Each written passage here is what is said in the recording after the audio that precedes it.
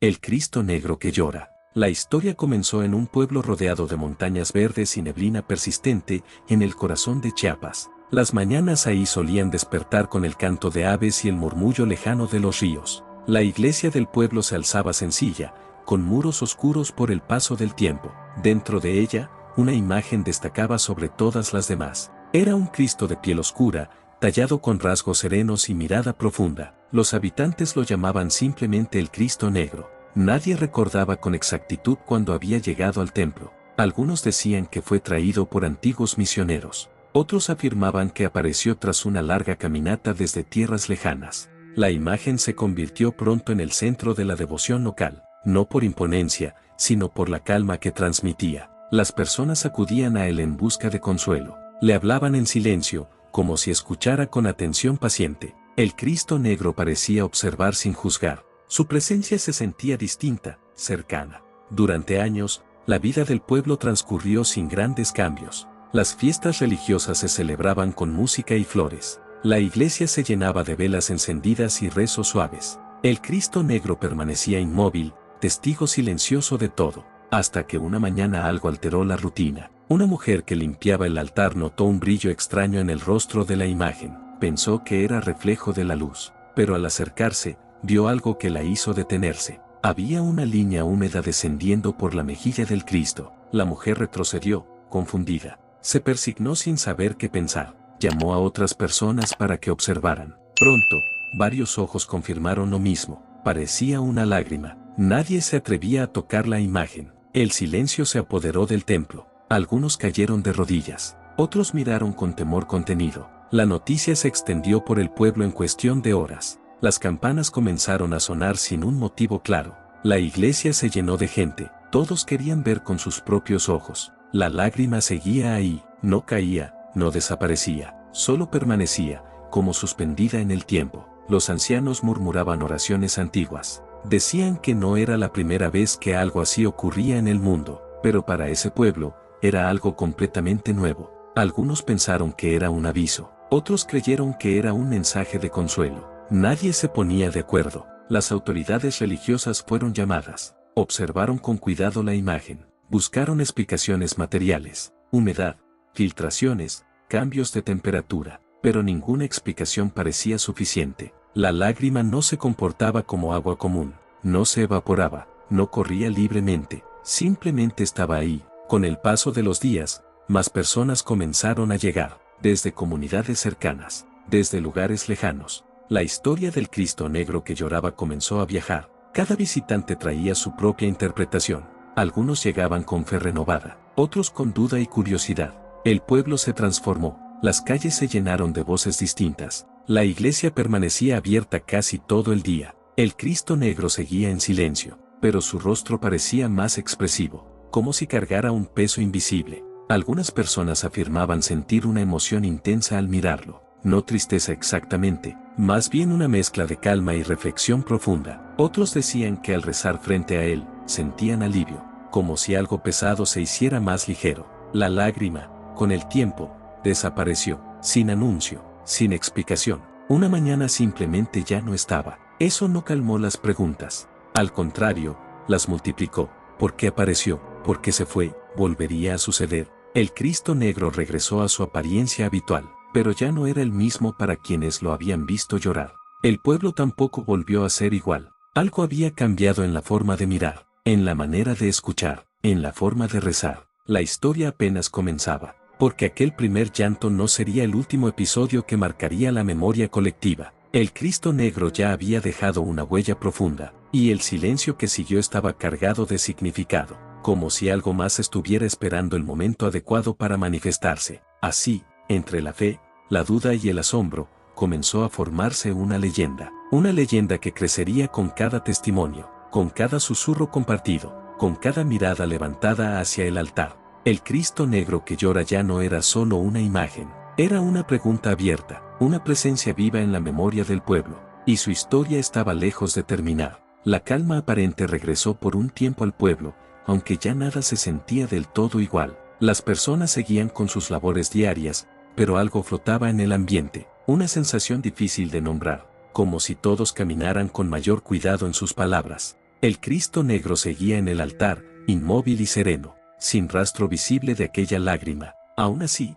muchos juraban que su mirada había cambiado. Decían que parecía más profunda, más atenta. Los rezos comenzaron a ser distintos, menos apresurados, más silenciosos. Algunos fieles se quedaban largos minutos sin hablar, solo observando, escuchando su propia respiración. Las velas seguían encendiéndose cada mañana, pero ahora se encendían con una intención más clara. La gente pedía guía, pedía entendimiento, no solo favores. Con el paso de las semanas, surgieron nuevos relatos. Una mujer aseguró que, tras rezar frente al Cristo negro, había encontrado paz después de una larga pena. Un anciano dijo haber soñado con la imagen, hablándole sin palabras. Un niño afirmó que el Cristo le sonrió ligeramente. Nadie se burló, todos escuchaban con respeto, porque después de lo ocurrido, cualquier cosa parecía posible. Las autoridades religiosas intentaron mantener cautela, pidieron no exagerar, pidieron prudencia, recordaron que la fe no debía depender de señales visibles. Aún así, ellos mismos no podían negar lo sucedido. Habían visto la lágrima, habían sentido el silencio que la acompañó. El pueblo comenzó a recibir más visitantes, no solo por curiosidad. Muchos llegaban con historias similares de otros lugares, imágenes que parecían cambiar, sueños compartidos, sensaciones inexplicables. El Cristo negro se convirtió en punto de encuentro, un lugar donde las historias se cruzaban, donde la gente encontraba escucha. Las noches se volvieron más tranquilas, no por ausencia de inquietud, sino por una especie de aceptación, como si el misterio ya no fuera una amenaza, sino una compañía. Algunos habitantes comenzaron a notar pequeños detalles, un brillo distinto en los ojos de la imagen cuando entraba la luz del amanecer, sombras que parecían moverse suavemente alrededor del altar. Nada concreto, nada que pudiera señalarse con certeza, pero suficiente para alimentar la reflexión. El pueblo no se llenó de miedo, se llenó de preguntas, preguntas que no buscaban respuestas inmediatas, preguntas que invitaban a mirar hacia adentro. El Cristo negro seguía sin hablar, sin moverse, pero su presencia parecía más viva que nunca. La historia del llanto ya se había sembrado, y como toda semilla, comenzaba a crecer lentamente, en la fe de unos, en la duda de otros, en la memoria colectiva de todos. Sin que nadie lo notara, el pueblo estaba entrando en una nueva etapa, una etapa donde lo visible y lo invisible convivían sin conflicto, donde la fe no exigía pruebas constantes, y donde el silencio del Cristo negro se volvía cada vez más elocuente. Algo más se estaba gestando, no como advertencia, no como milagro inmediato, sino como un proceso, un camino que apenas comenzaba a revelarse. El paso del tiempo comenzó a darle otra forma a la historia. Ya no se hablaba del llanto como un hecho aislado, se le entendía como el inicio de algo más amplio. Las personas empezaron a recordar sucesos pasados con nuevos ojos, pequeños detalles que antes habían parecido insignificantes,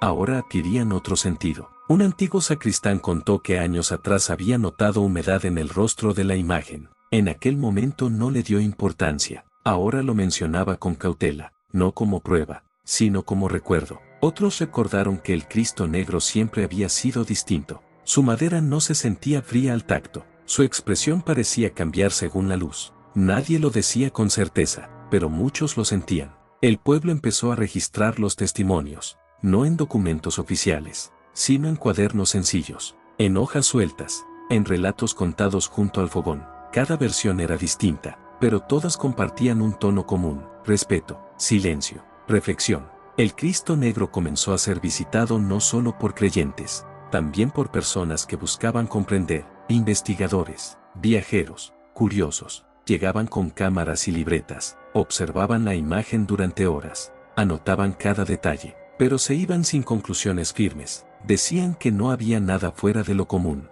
y al mismo tiempo admitían que algo se sentía distinto. El pueblo aprendió a convivir con esas miradas externas, sin molestia, sin orgullo excesivo. Sabían que lo vivido no necesitaba validación, era parte de ellos. Algunas noches, la iglesia quedaba casi vacía, solo una o dos velas iluminaban el altar. En esos momentos, el silencio parecía más profundo. Quienes entraban decían sentir una calma intensa, como si el tiempo se detuviera. No había miedo, solo una presencia serena. Con el paso de los meses, ocurrió algo inesperado. Durante una celebración sencilla, una mujer comenzó a llorar frente al Cristo, no por tristeza, por alivio. Dijo sentir que había sido escuchada. Sus palabras fueron simples, pero su emoción contagió a otros. No fue un evento extraordinario, no hubo señales visibles, y aún así, marcó un momento importante. El Cristo negro seguía sin mostrar lágrimas, pero su impacto continuaba, como si el verdadero cambio no estuviera en la imagen,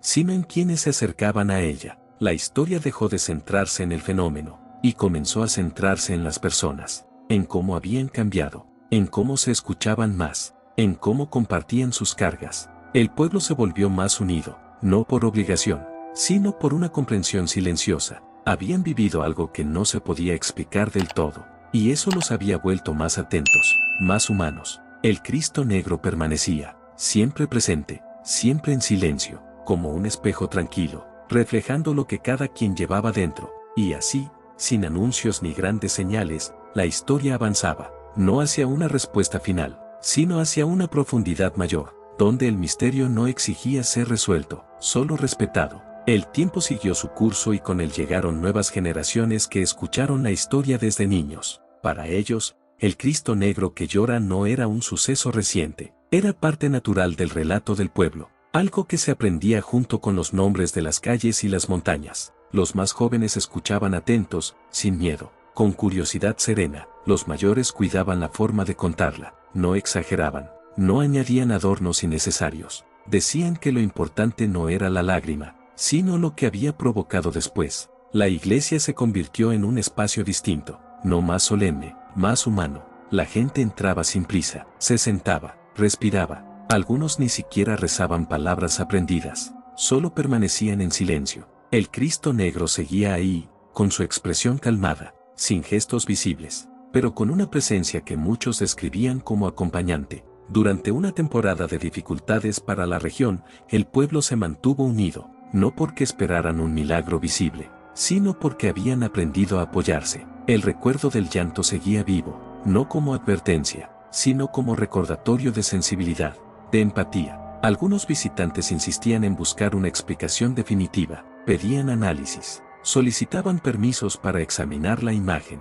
El pueblo accedía con respeto, nada se ocultaba, nada se forzaba, los resultados siempre eran los mismos, no había pruebas concluyentes, no había explicación total. Eso dejó de ser un problema, se aceptó como parte natural de la historia. Con el paso de los años, comenzaron a circular nuevas versiones. Alguien dijo haber visto brillo en los ojos del Cristo durante una madrugada. Otro afirmó haber sentido un calor leve al tocar el altar. Ninguna de esas historias causó alboroto. Se escuchaban con atención y se dejaban ir, porque el pueblo había aprendido algo esencial. No todo debe convertirse en espectáculo. La fe, para ellos, ya no estaba en la señal, sino en el efecto, en la transformación silenciosa. El Cristo negro se volvió símbolo de escucha, de presencia, de acompañamiento en momentos difíciles. Su llanto, real o interpretado, había cumplido su función, había despertado algo dormido, había recordado a todos la importancia de mirar al otro, de no endurecerse, de permitir sentir. Las noches en el pueblo seguían siendo tranquilas, la neblina bajaba como siempre, las campanas sonaban en los mismos horarios, pero había una diferencia sutil, una sensación de equilibrio, como si el misterio hubiera encontrado su lugar, sin imponerse, sin desaparecer, solo estando. El Cristo negro continuaba en silencio, y ese silencio ya no inquietaba, acompañaba, preparando el camino para un cierre que no necesitaba palabras, solo memoria y respeto. Con el paso definitivo de los años, la historia encontró su forma más serena, ya no se contaba con asombro exagerado, se contaba con respeto. El llanto del Cristo negro había dejado de ser el centro, se había convertido en origen de una manera distinta de entender la fe. El pueblo siguió creciendo, cambiando, enfrentando dificultades y alegrías, pero siempre con la memoria de aquel momento silencioso. La imagen permanecía en su altar, oscura, serena, inmóvil, sin lágrimas visibles, sin gestos nuevos, y aún así, llena de significado. Las personas que regresaban después de mucho tiempo notaban el cambio, no en la iglesia, en la gente, en la forma de hablar, en la manera de escuchar. El Cristo negro había enseñado sin palabras, había mostrado que el dolor puede expresarse sin ruido, que la compasión no necesita explicaciones, que el misterio no siempre exige respuestas. Las historias siguieron contándose a los visitantes, con calma, sin insistir en convencer, solo compartiendo. Cada quien sacaba sus propias conclusiones. Algunos se iban con fe renovada, otros con dudas profundas, pero nadie se iba indiferente, porque algo del lugar quedaba grabado. El Cristo Negro se volvió símbolo más allá del pueblo, no como objeto de peregrinación masiva, sino como referencia, como ejemplo de cómo un suceso pequeño puede transformar una comunidad. El llanto, real o interpretado, ya no importaba. Importaba lo que había provocado, la unión, la empatía, la atención al otro. Las generaciones más jóvenes aprendieron a ver la historia como parte de su identidad, no como leyenda espectacular, sino como enseñanza. Sabían que no todo lo importante es visible, que algunas cosas solo se sienten, y que el silencio también comunica. El tiempo siguió su marcha, el mundo cambió, pero en ese rincón de Chiapas, la historia quedó viva, no atrapada en el pasado, presente en la forma de vivir. El Cristo Negro que llora no volvió a mostrar lágrimas, y tal vez nunca lo haga, porque su mensaje ya había sido entregado, no en agua que cae, sino en corazones que se abren. Así, la historia llegó a su final sin un cierre tajante, como llegan las historias que importan, quedándose, acompañando, recordando que incluso en el silencio más profundo, hay algo que escucha, y que a veces, una sola lágrima es suficiente para cambiarlo todo. Si llegaste hasta acá, suscríbete a mi canal, y dale like a mis videos, y comparte los videos que más te gusten, activa la campanita, para que YouTube te avise cada vez que suba un nuevo video, y hasta pronto.